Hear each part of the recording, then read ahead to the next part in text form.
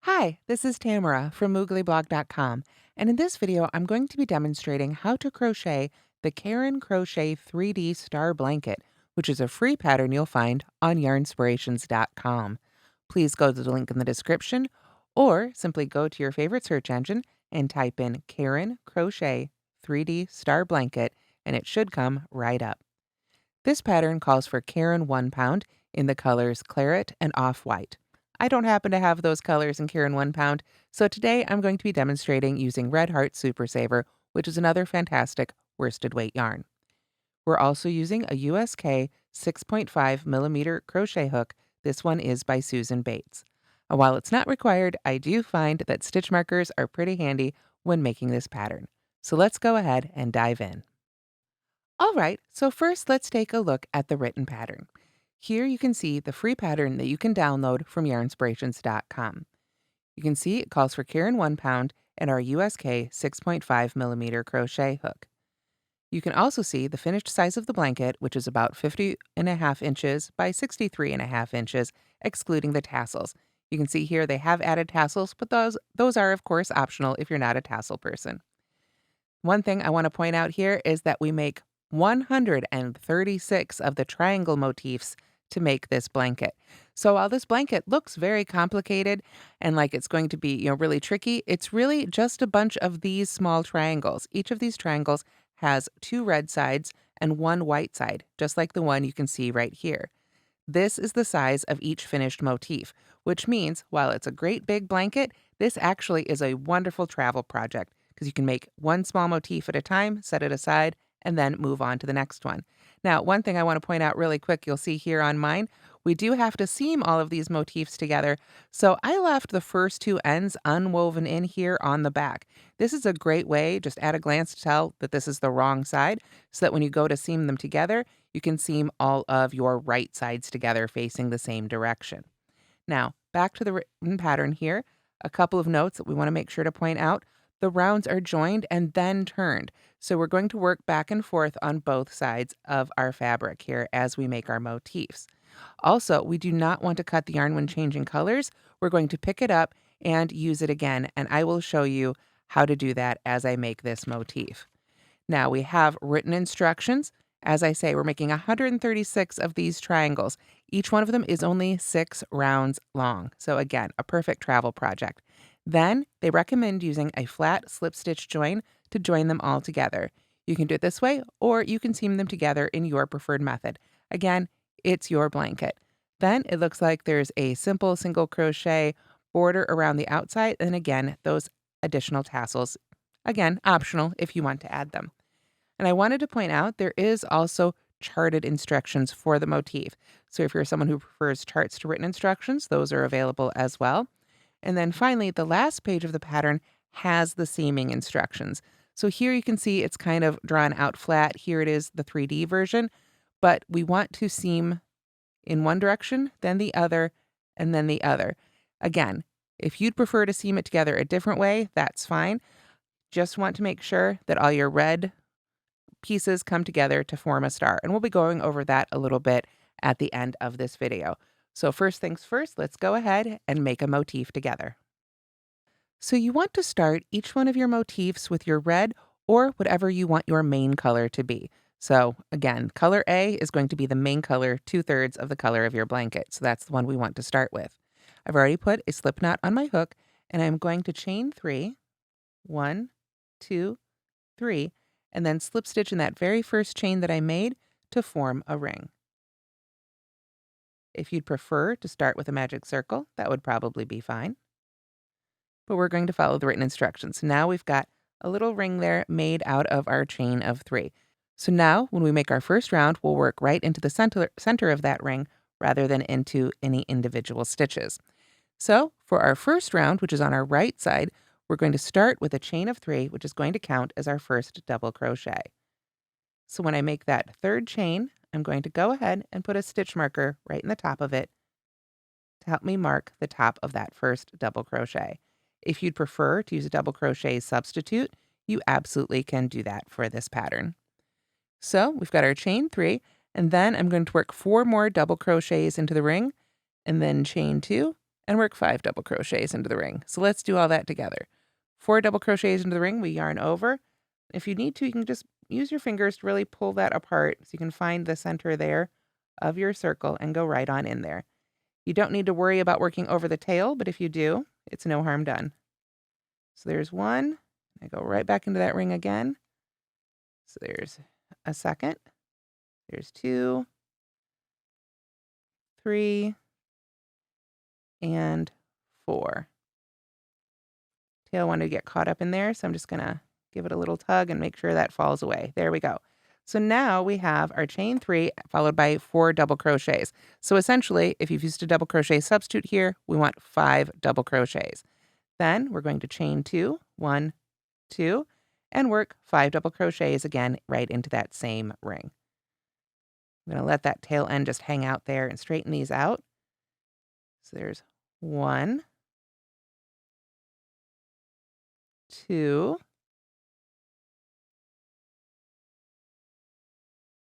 3, 4, and 5. Now, if we go back to our instructions, we're going to chain 1 and then drop color A and chain again with color B. So we want to make sure we get our second end ready. Okay, so once we've got our second end ready here, we're going to go ahead and chain once with our first color, and then we take our second color, and we're going to chain again with that one. Now, we can, or we want to, just leave that tail end right there hanging out, like so. Then we are prepared to crochet into this ring again. So with our color B here, we are going to work 5 double crochets right into the ring. You can see I'm holding onto those tails just to give myself a little bit of stability. It makes it a lot easier to get these first couple of stitches in here. So there's 2 with our white. We need 3 more. And if you need to, you can just go ahead and give it a yank. Make yourself some room there. You can see our ring is nice and open wide now. So there's 4 and 5, like so. There we go. So now we've got 5 double crochets, chain 2, 5 double crochets, chain 2, 5 double crochets. After we make these, then we go back to our instructions and we see we join with a half double crochet to the top of the beginning chain 3. This half double crochet is going to count as a chain 2 space. So you can kind of think of it as, because it puts us back here, it creates this connection, but puts us where we need to be. So it's a little trick that you'll find sometimes in different kinds of motifs. So we yarn over, go right into the top of that third chain. We can go ahead and get that stitch marker out of the way now. We're not going to need it anymore, for this round anyway. And we go ahead and put our half double crochet right there. So you can see that kind of creates our chain 2 space between these 2 sections. So now we can turn and we're ready for round 2.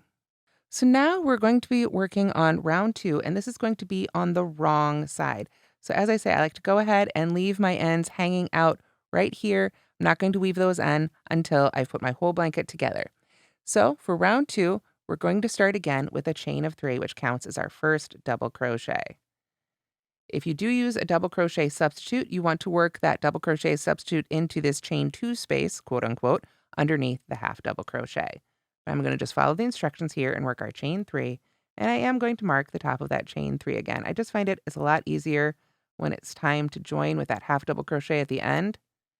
There we go. To do it if I've already got the stitch marker in there sort of holding that open for me.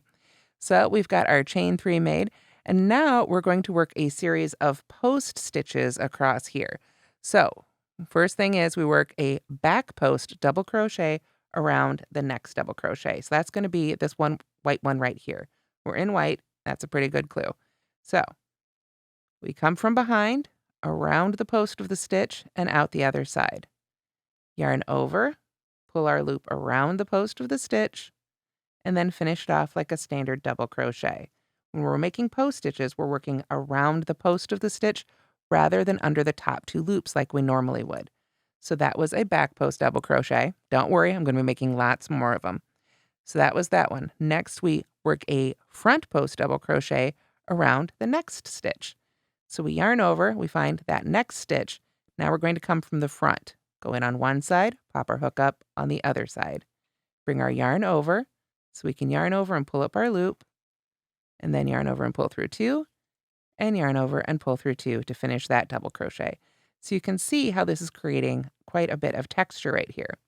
So now we repeat those 2 stitches again. Yarn over, find the next double crochet right there. We want to come from behind for a back post double crochet. Go around the post, pop the hook out on the other side, bring our yarn right over so we can yarn over and pull up our loop. And when you pull that loop up and through, you want to pull it just around the post, not through either of those loops, because then we want to finish it off just like a standard double crochet. Then another front post double crochet. Yarn over, come from the front, around the post, yarn over, pull our loop up and through, and finish our double crochet. That gives us one more white double crochet right there. You can see, I think that's actually, yeah, that is a double crochet right there. So we're going to back post double crochet around this last one, like so, just like we did before. We come from around behind, go right on around it, and then that brings us to this chain 2 space right here. So we are going to work a double crochet right into that chain 2 space. Then we are going to chain 1, and now I want you to drop your yarn. It's going to feel like to the front, but remember this is the wrong side. We're going to drop our yarn here and pick up our red yarn, which is right here, ready and waiting for us.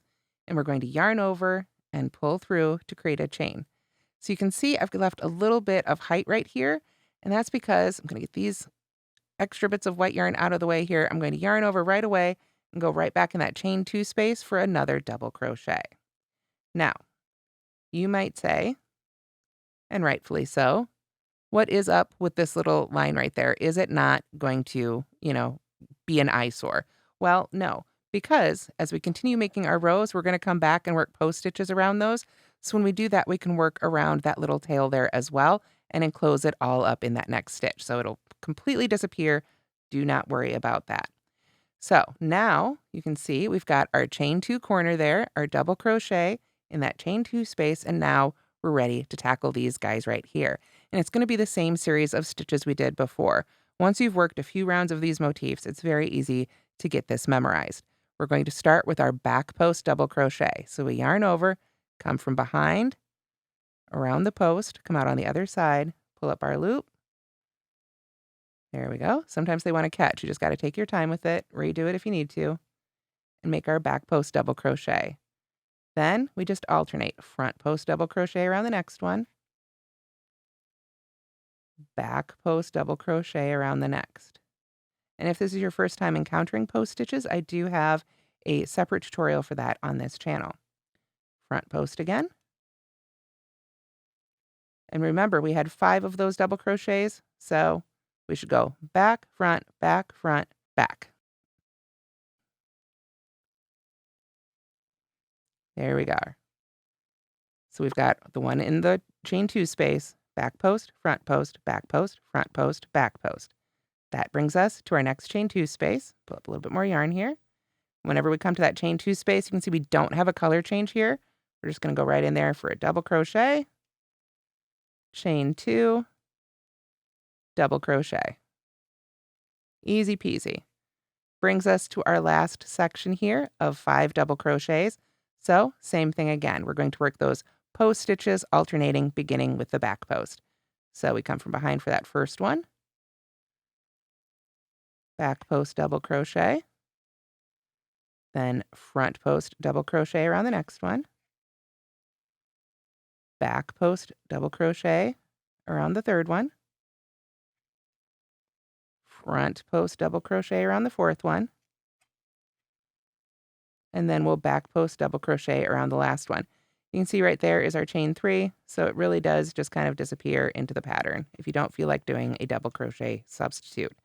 Now, this brings us back to a chain 2 space, and it's a chain 2 space with a color change, but this is not where we're going to change colors. We're only going to do color changes back at this end where our white end is hanging out. So to finish up this one, we do need to put a double crochet in that chain 2 space. And then normally, of course, we would need our chain 2 to close it up, but same thing, we're gonna finish with our half double crochet. So I can use my stitch marker here to grab the top of that chain 3 that we had marked from before and put my half double crochet right in there. And now we have finished round 2. So for the third round, we're going to turn our work and we're back on the right side. And you might notice you're already getting a little bit of cupping. That's totally normal. We want this to cup up. That is what creates the 3D effect for this blanket. So now we're right back in this corner and we've turned. So we're going to be heading across this section of red stitches again. So once again, we want to start with our chain 3 for our first double crochet. Sometimes I make that third chain just a little bit bigger so that it's easier to get my hook back in there for that join. There we go. And then that's going to count as that first stitch in that chain 2 space. So now we need to address these stitches across here. And we're going to follow the same pattern as before. We start with a back post double crochet. And then we alternate front post double crochet around the next one. And back post around the next one. And if you'll notice, because we're turning our work and adding stitches in those chain 2 spaces, these are going to line up. We're doing a front post from this side. It looks like a front post around a front post and a back post around a back post. So those lines of post stitches should be lining up really beautifully. We're just alternating just as we did before. Back, front, back again. Then front post double crochet. And then we've got just one more stitch left here before our chain 2, so we know that's going to be a back post double crochet. And then we're back here at a chain 2 space, and it's all red, so we stick with our red, or color A. Double crochet, chain 2, and double crochet. Easy peasy. This brings us to our next section of red here. So we're going to do the same thing. We start with our back post double crochet, and then we alternate. Front post double crochet around the next one. Back post double crochet around the next. Front post double crochet around the next. Back post double crochet. So you can see each round is just going to get a little bit bigger, but we really can memorize this pattern. Now here you can see, I want to show you, this is where I pulled up that little bit of red there to get our yarn to pull up to height. No big deal. When I make this back post double crochet, I'm going to go around that post and that bit I pulled up, and it will all just disappear right into the pattern. So now we're back at our chain 2 spot, but this is one with a color change. So we know we're going to start. Don't forget, put that first double crochet in your chain 2 corner. Then chain 1. Then go ahead and drop this. Now we're on the right side of our work, so I'm going to drop it to the back and find the long end that's still attached to the skein here of our white. And same thing. I'm just going to bring my hook down. I'm going to create some tension on these yarns so they're easier to handle. Bring my hook down here closer to the base of the stitch.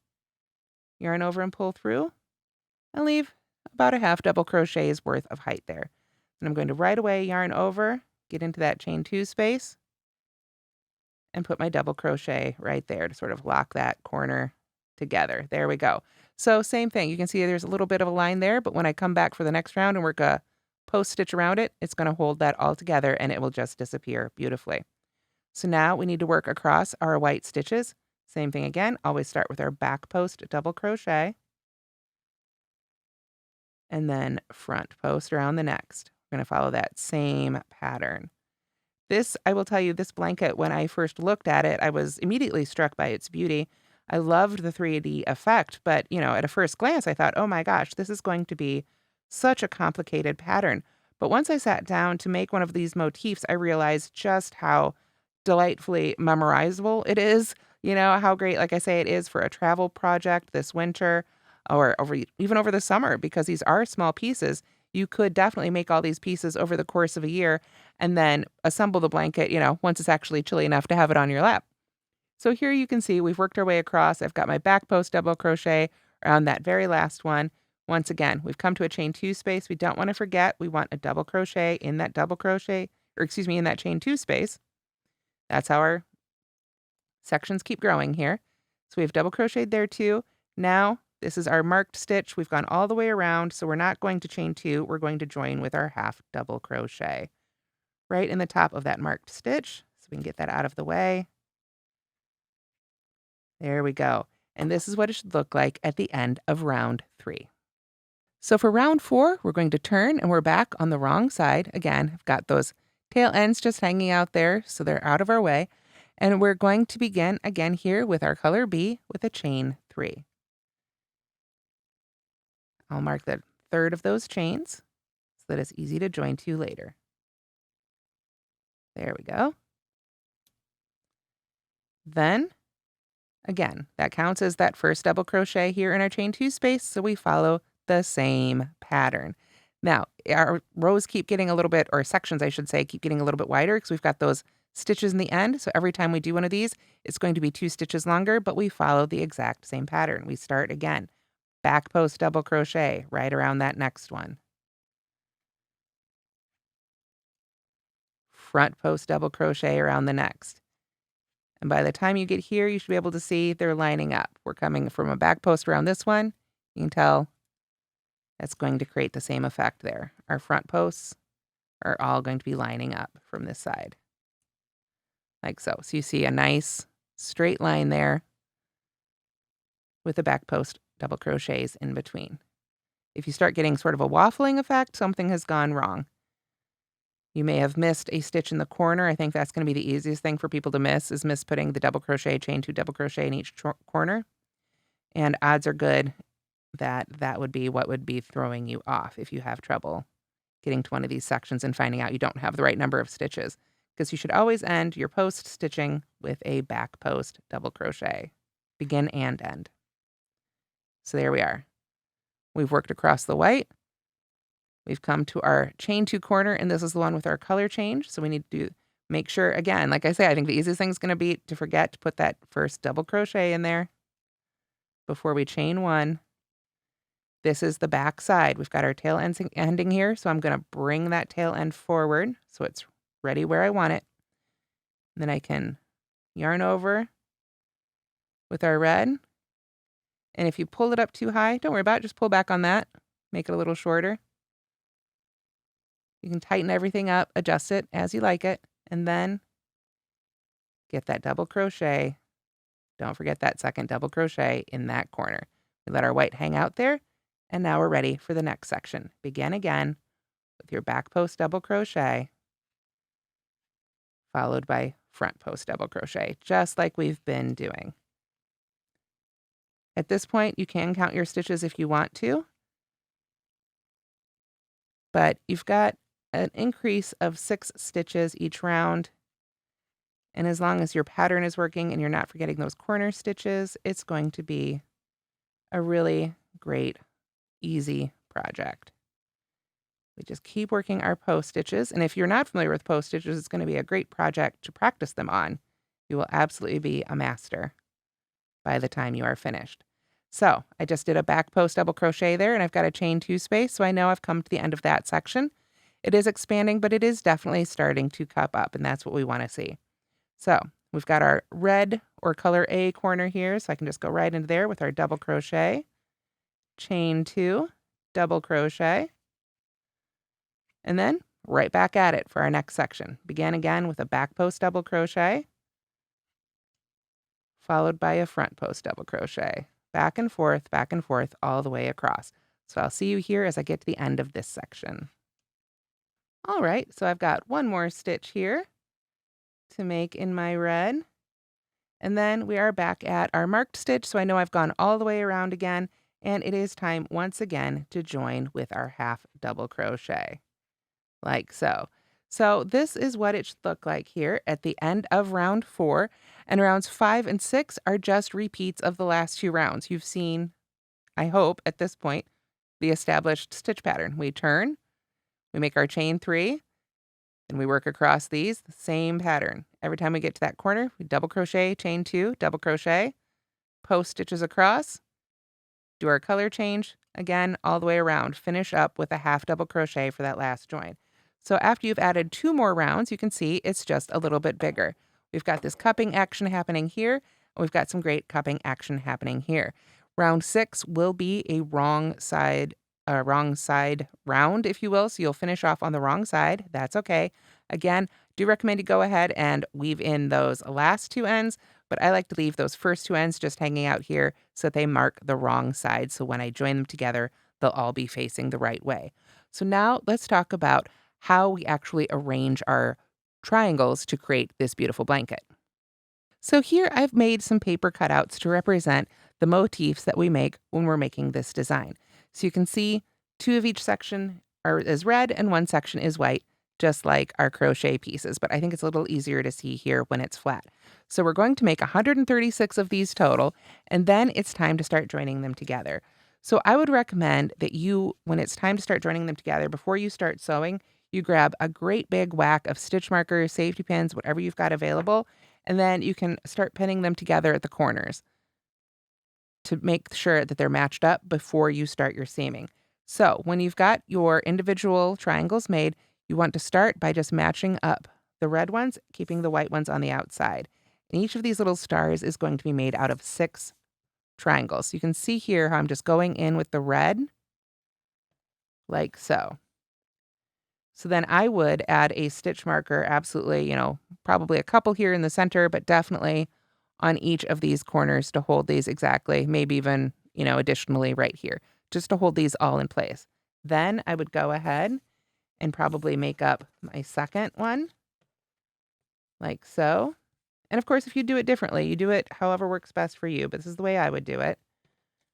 I would create my next hexagon here with my 6 triangles, get those attached, and then start attaching those like this. So you're going to have your white ones come together like that. So if we go to the final page of the pattern, you can see they've drawn this out here as well for the entire blanket. But here you can see a representation of how those come together. So then you'd have your next one here, and so on.